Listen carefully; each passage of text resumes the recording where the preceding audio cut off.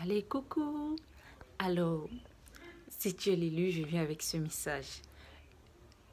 Tu dois savoir que tous ceux qui t'ont jeté des sorts, des sortilèges, sont en train de payer. Oui, ils sont en train de le payer très cher. Et leur santé est déjà touchée. Et aussi leurs finances. L'argent ne passe plus. Pourquoi? Parce que le Seigneur a décidé de te relever. Il a décidé de te restaurer. Oui, ça annonce la célébration, non? Ça annonce une très belle célébration et voilà. Le Seigneur a décidé que, après tout ce que tu as enduré, après tout ce que tu as enduré, pour l'amour de son nom, le Seigneur défend l'honneur du juste. Je sais que tu es resté des moments et tu t'es dit que le Seigneur t'avait abandonné, que c'était la fin. À un moment, peut-être, tu t'es dit, c'est la fin. C'est la fin. Comment je vais m'en sortir? Comment? Il y a même certains qui ne voulaient même plus voir le jour se lever. Ils t'ont fait croire, en fait, ils t'ont fait croire que tu ne méritais pas être là. Tu ne méritais pas vivre. Et tu te sentais indigne de vivre.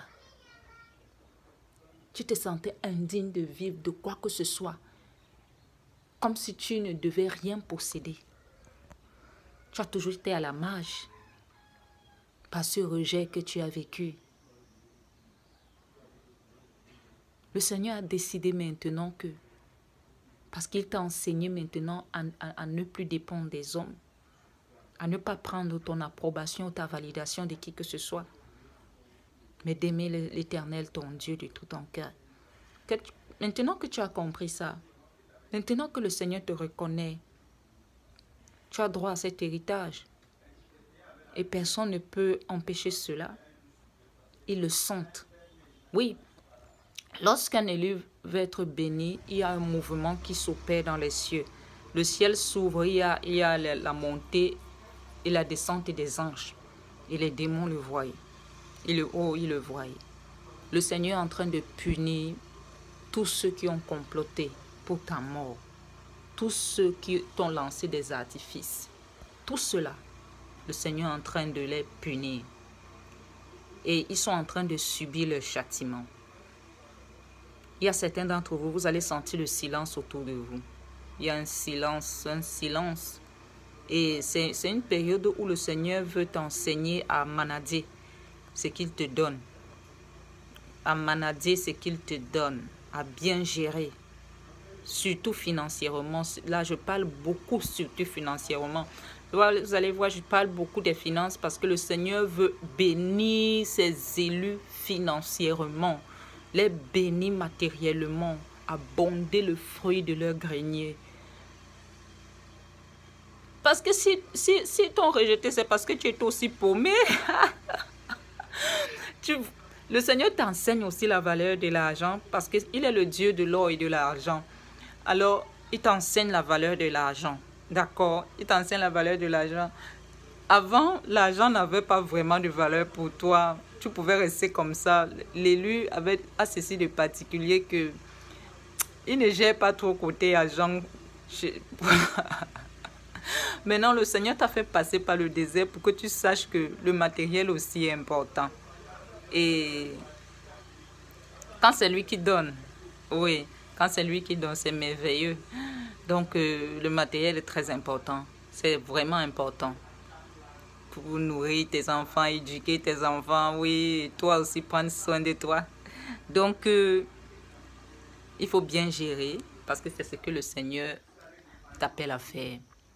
Gère bien. Ça ne sera, c'est pas énorme pour le moment parce qu'il va aller doucement, doucement. Il va aller très doucement, très doucement. Et il va voir ta capacité à raisonner, ta capacité à prendre des décisions, ta capacité à gérer ce qu'il te donne. D'accord?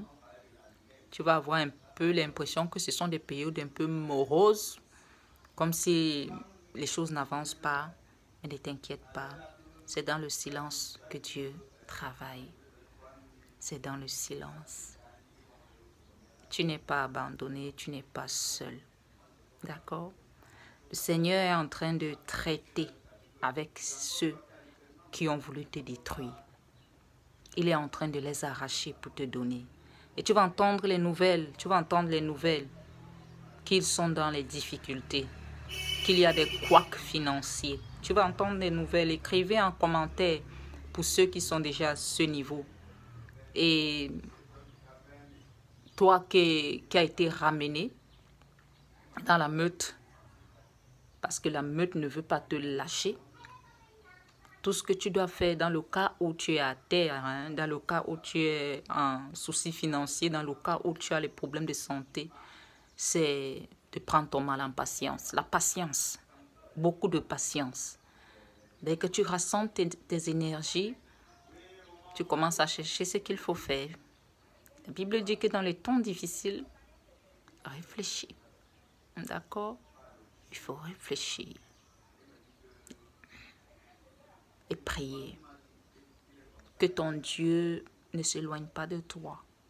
Parce que si tu es là, c'est bien pour que tu produises de l'énergie. Et que cette énergie serve à la meute. Alors, fais gaffe.